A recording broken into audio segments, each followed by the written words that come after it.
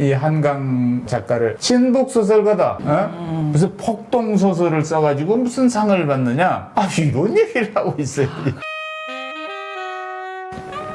경사를 맞았습니다. 네, 너무 놀랐어요. 며칠 전에 친구들하고 일을 끝나고 있는데 갑자기 그 노벨문학상이 우리나라 한강이라는 작가가 수상을 했다고 막 난리가 난 거예요. 그래서 너무 놀래가지고 이게 진짜 우리나라에도 이제 노벨문학상을 타는 분이 있구나. 대한민국이 정말 대단하고 우리 국민들이 너무 자랑스럽고 그렇더라고요, 진짜. 이 작은 나라. 나도 속보로 어떤 것을 먼저 딱 보고서 갑자기 가슴이 두근두근. 이거 혹시 장난친 거 아니야? 이런 생각을 했더니까요. 네, 맞아요. 그런 생각까지 들죠. 네. 세계 3대 문학상 하면 노벨 문학상, 영국의 부커상, 프랑스의 공쿠르상 이렇게 되는데 프랑스에서 주는 공쿠르상은 불어 문학으로 한정이 돼 있기 때문에 사실상 이걸 제외한다고 그러면 노벨 문학상과 영국커상인데 이 둘 다 이제 받은 작가. 그러니까요. 지난번에 한강 작가가 그 부커상을 받았었잖아요. 그러니까. 채식주의자로. 그때도 엄청 화제였는데 지금 노벨 문학상까지 받으니 대단하더라고요. 저는 그 문학에 그렇게 조예가 있거나 뭐 깊이 있는 이해가 있는 사람은 아니긴 합니다. 그런데 채식주의자, 소년이 온다, 작별하지 않는다, 히라보 시간, 뭐 이런 이제 작품들이 그 한강 작가의 그 작품이잖아요. 네. 원래 처음에 시인으로 활동하다가 이제 그 장편 소설을 쓰기 시작했는데 채식주의자나 또 이번에 노벨 문학상의 그 주력 소년이 온다. 이건 공통된 주제가 있지요. 폭력. 맞아요. 네. 폭력. 정말 우리가 살면서 어찌 해볼 수 없는, 내가 절규를 하면서 맞아야 하는 그 폭력이라는 게 있어요. 정할 수 없는 이게 폭력이 가정 규모건, 사회 규모건, 국가건, 그 규모를 떠나서 폭력 앞에 인간은 어떻게 그 앞에서 절규하고 또 희망을 놓지 않고 그거를 헤쳐가고 할 것인가 하는 문제는 굉장히 본질적인 인간의 문제잖아요. 그렇죠. 우리는 뭐 다 그렇게 경험하고 사는 거 아닙니까? 예를 들어서 한 젊은이가 군대 가가지고 어찌어찌 해볼 수 없는 언어 폭력 혹은 신체적인 폭력, 국가에서 만드는 어떤 제도의 폭력 이런 거 앞에 그 무력감을 느끼면서 산다고 생각하면 그게 멀리 있는 일이 아니에요. 그 한강 씨의 소설을 보면은 좀 거부할 수 없는 그런 폭력 앞에서 잔인함을 느낄 정도의 그런 문구도 많대요. 그래서 못 읽었다는 얘기도 있더라고요. 다 못 읽었다고. 그 채식주의자에 보면 평범한 주부 영애가 고기를 먹지 않기로 이제 결심을 해요. 네.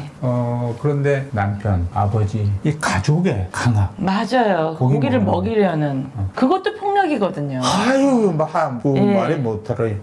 엄청난 그 폭력 앞에서 좌절하고 고민하는 모습이라든가 그걸 기술한 것들은 정말 디테일이 거기 있어요. 그리고 또 이런 장면이 나와요.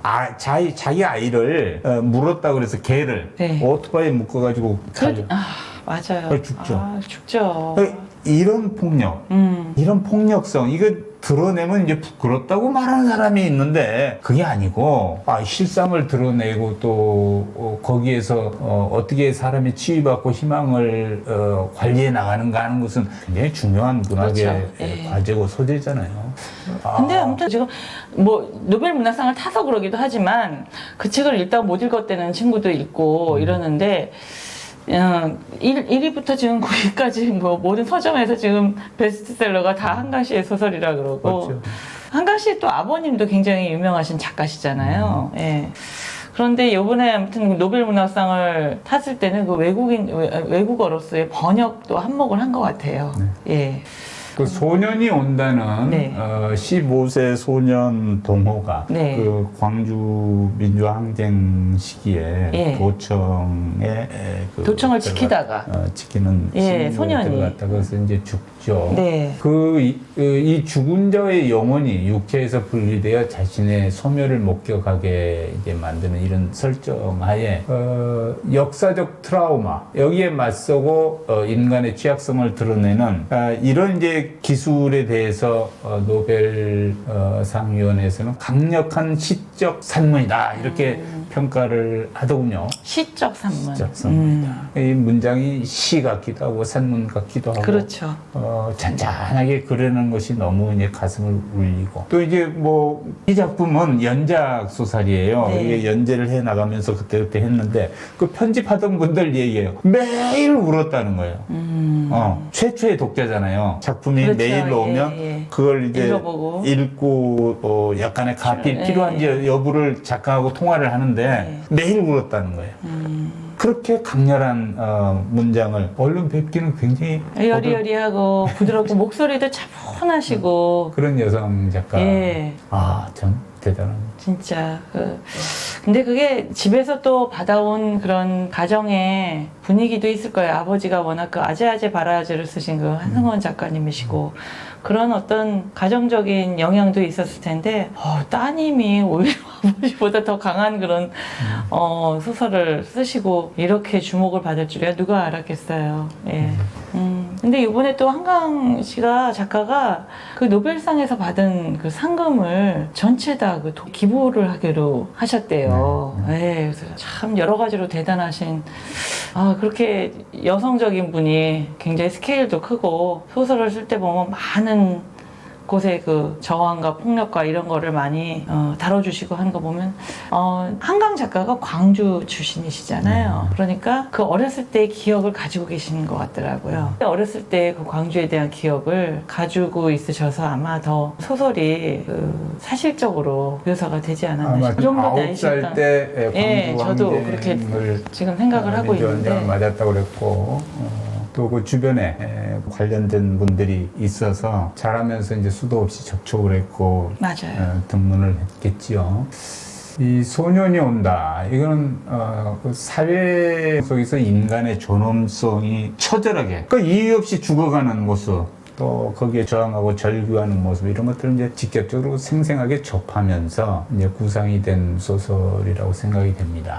그 억압과 고통에 직면한 개인의 시선, 또 사회적 폭력 그 앞에서 이제 어떻게 반응하는가 하는 것들을 이제 기술한 것이 자기의 삶을 다 저버리면서 그 폭력에 저항하고 그걸 거부하고 이러는 사람들의 이야기잖아요. 무고하게 희생된 사람들이 너무 많았고 그 가족들이며 그 운동을 하던 민주화 운동을 하던 그런 많은 분들이 그 상처를 견디기 위해서 하는 그 목소리를 낸 거라고 보는데 그러니까 이제 문학은 굉장히 위대한 거예요. 이제 이 맞아요. 노벨 문학상을 받은 분의 작품은 네, 맞아요. 우리 이제 세계 인류가 많이 읽게 될 것이고 안 읽었다 하더라도 네. 이제 접하게 되는데 거기에 쓰인 그 시대 배경이라든가 소설을 다루고 있는 소재들은 많이들 이제 알려지지 않겠어요. 그렇죠. 지금 외국에서 북커상 샀을 때만 해도 그게 영어로 번역이 돼서 출간이 됐다는데 지금 프랑스나 독일에서 다들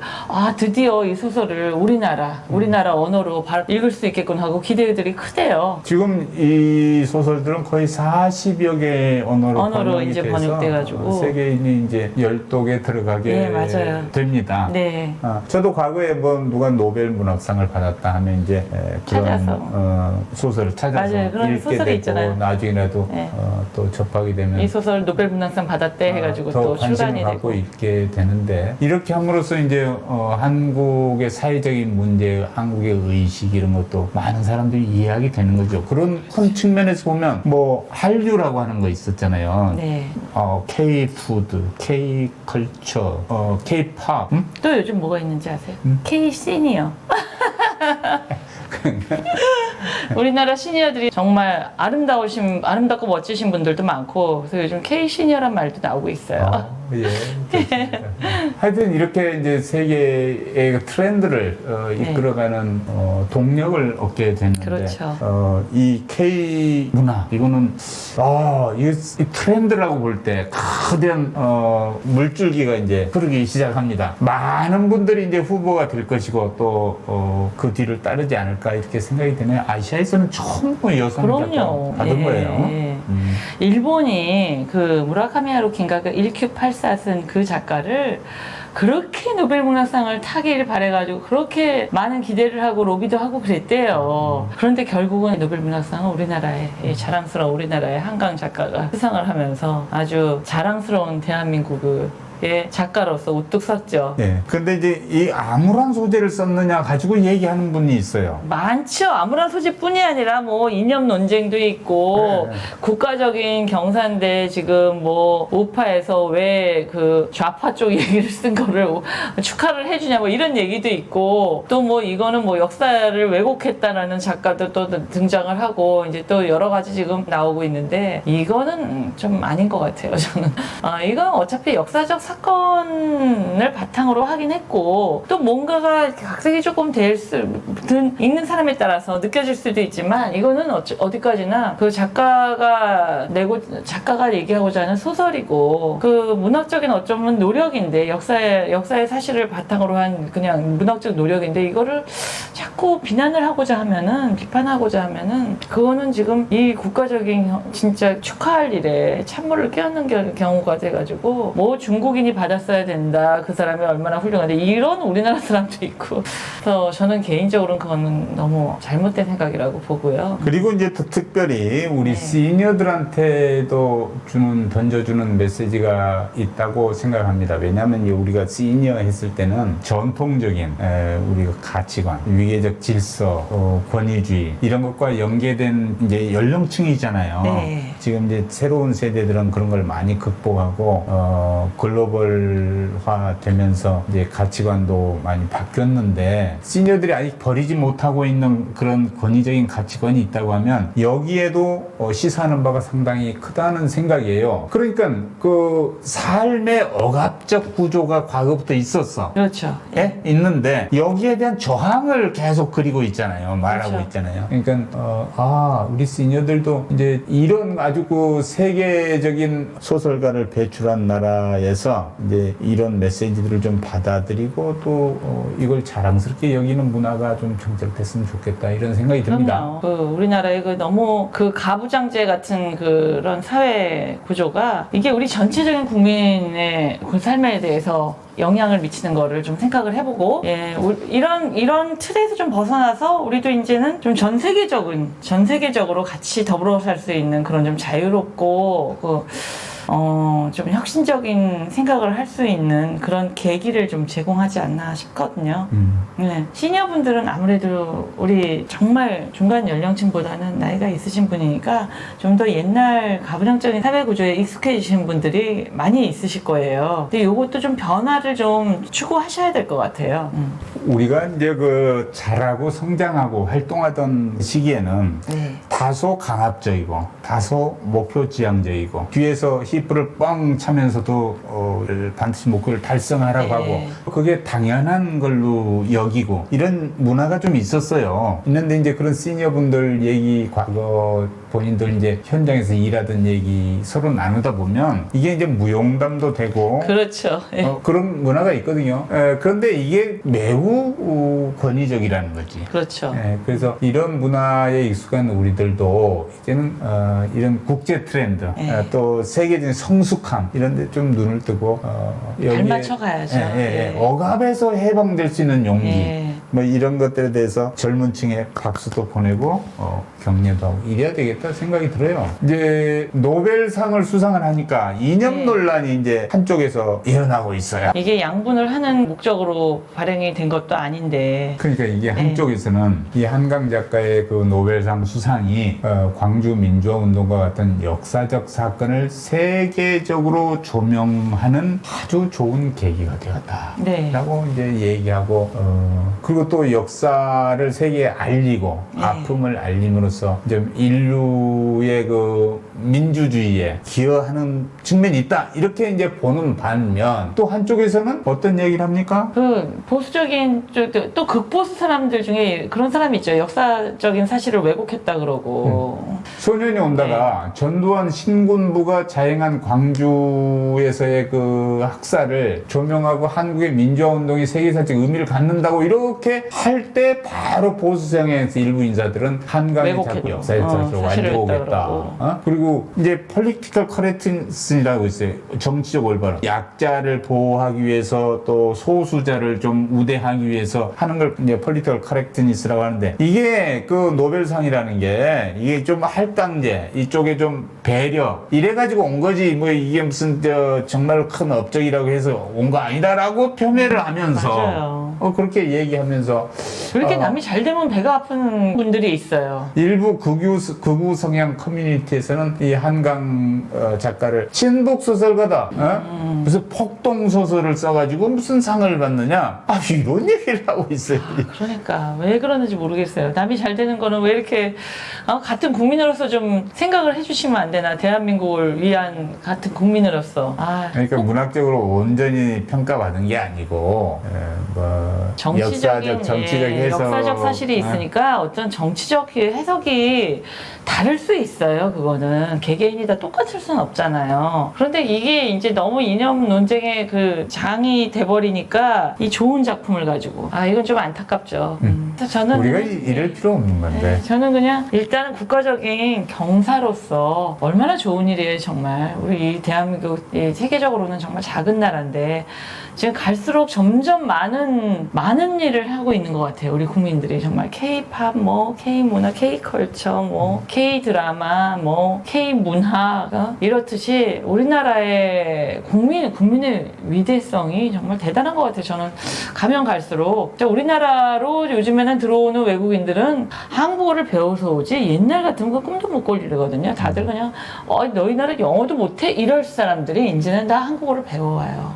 이럴 정도로 이제 시대가 달라졌고 우리나라의 국가적인 위상도 굉장히 높아졌기 때문에 다른 그 사람을 좀 같은 또 업계에 있는 사람이거나 누구나 좀 비판을 하기보다는 좀 같은 나라의 국민으로서 우리 나라를 위해서 해준 일을 먼저 생각해 주시면 얼마나 그 정말 배인배로서 평가받을까 그렇게 생각들거든요. 제가 마음의 상처를 받았어요. 소설가 김 어떤 한 분이 네. 역사 왜곡이란 말을 하면서 맞아요. 5.18과 4.3 거짓 역사는 진짜로 박제되어 버릴 것이다, 이런 표현을 쓰셨다는 거예요. 이게 왜곡을 하니까 진실이 박제돼서 이제 알려질 것이다 이런 얘기인데 잘못 알려진다는 얘기인데 가슴 아픈 일이에요. 네. 그래 무엇이 이 왜곡이냐? 그럼 구체적으로 소설에서 드러난 것 중 무엇이 왜곡이냐? 거기는 이제 답을 못했다고 하는데 만약 왜곡이 있다면 왜곡도 지적을 하고 이게 이제 문학임을 감안해서